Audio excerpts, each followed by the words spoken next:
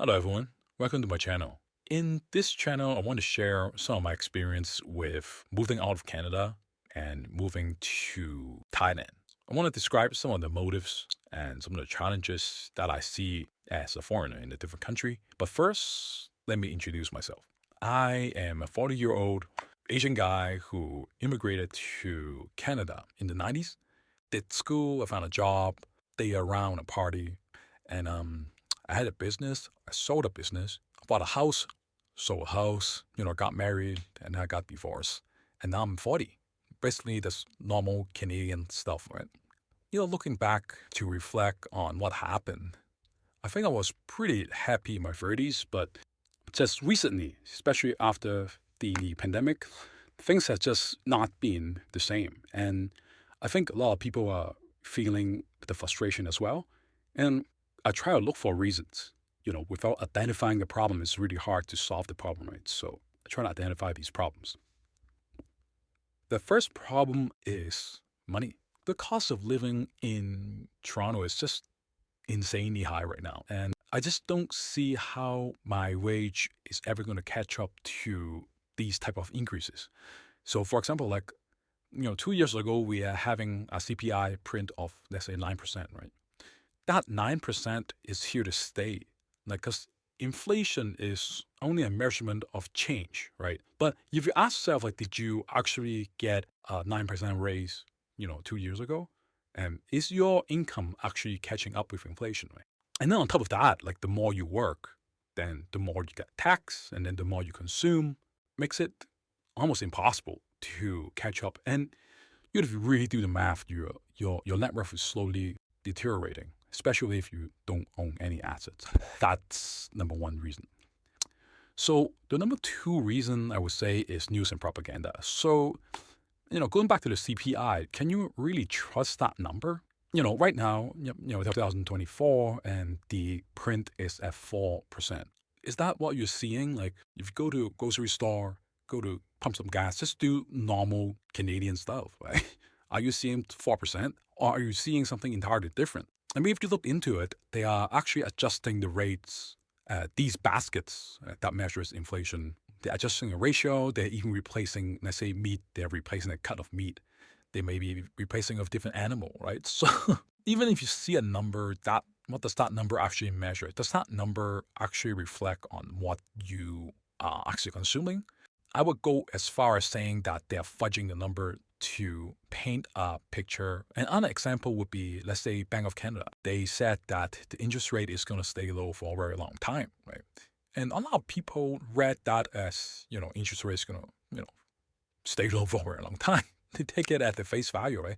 And right now, we're at 2024, and a lot of people are getting screwed, right? Because some of these decisions that people make when they hear these type of news are longer than 2 years, right? And let's say if you start that business when you hear about this, or you bought a house, right? You make these decisions based on these calculations that you made, based on what Bank of Canada say. They essentially screw you over after that. The scary part about this, and why I say it's propaganda, is that the Bank of Canada has come out and said that, hey, we do this thing called forward guidance. Essentially, they are admitting that they are lying, but they put a technical label called forward guidance in there and said that, hey, you can't trust us because we are saying stuff so that the market react in a certain way that we want. And essentially, they have alternative motives than what they say in face value. Right? If that's not propaganda, I don't know. I don't know what is. Then I guess the next question you should ask yourself is, what else are they lying to us? Let's say, are they lying about health issues? Are they lying about the war? Are they lying about, let's say, these carbon stuff? I mean, these kind of stuff really affects your life, right? Depending on your decisions. If you really care about the carbon and you do a bunch of carbon stuff, then, and turns out it could be a lie, then that's a risk, right? These risks and these movements and whatnot not play out to be our best interest. You may lose everything. You may lose your house, you may lose your business, you may lose your wife, you may lose your kids, right? So these are the type of stuff that I kind of worry about.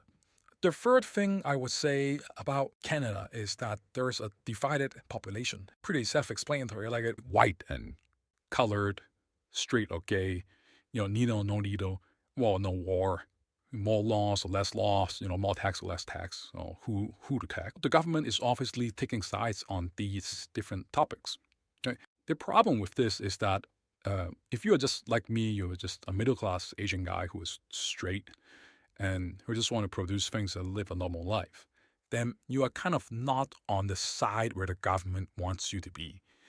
It's like you're playing a video game and you're just getting hacked, right? You're getting all this negative buff. Just look around, right? Do you see, like, let's say, Asian swimming hours, right? When's the last time you see a Buddhism ad? And do we spend more effort on, let's say, rainbow flags or on Father's Day, right? If you don't belong to those categories, then you are basically an enemy of Canada, right? The last thing I want to talk about is dating. So I would say it's very hard for an Asian guy to date in Toronto at this moment. The first thing I think is feminism. And just look around, and if you see women prioritize, right? And there's all this like International Women's Day, there's all this women's rights and whatnot, right? And the way I look at this is a cycle. Like if you go and just watch the very first or second 007. And by the way, this is in the 60s, right? But I remember there's this scene where, 007, Sean Connery, from the second movie from Russia with Love. He was accusing the female lead of being a Russian spy, and he just kind of snapped her, like just hit her, right? But the irony is that she wasn't the spy. Like there was no apology, there was nothing. Just hit her and asked her that if confront her if she's a spy. And today in today's standard, we would look at this as like super toxic, right?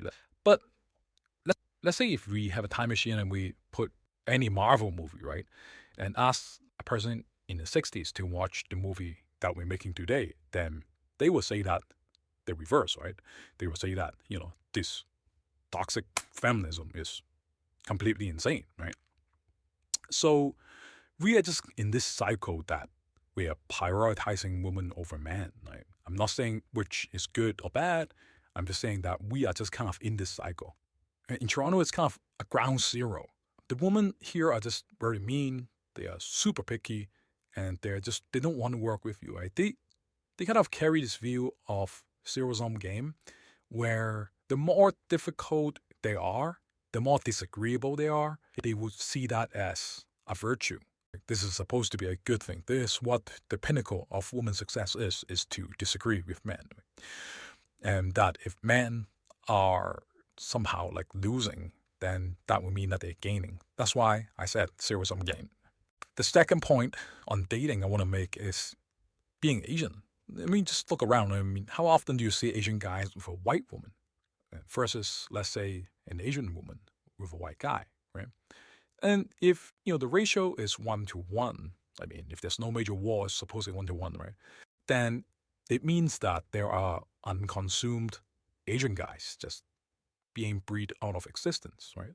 How is this going to improve, right? In a micro level, at individual level, there are all these communities like the Red Pill community was like, hey, you can just be the best version of yourself, and you can get big, and there's all these things you can do, right? But the reality is that on a macro level, this problem can never be solved.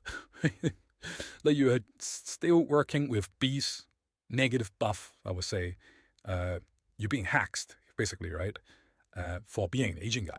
An interesting thing is that my ex-wife, before we split up, she actually said that she would never date an Asian guy in the future. Like she thinks that Asian guys are weak and they are betas, right? And I mean, I could probably make a separate video to talk about this phenomena. Essentially, our media is portraying us that way. Just to give an example, right?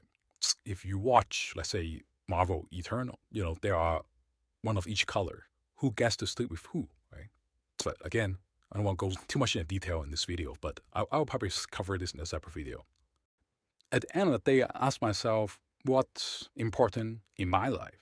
Do I want to stay in Canada and just survive and pay tax and not be able to consume because I don't have money and being just breed out of existence? But I have the comfort of just staying in a country where I am really familiar with. My friends are here.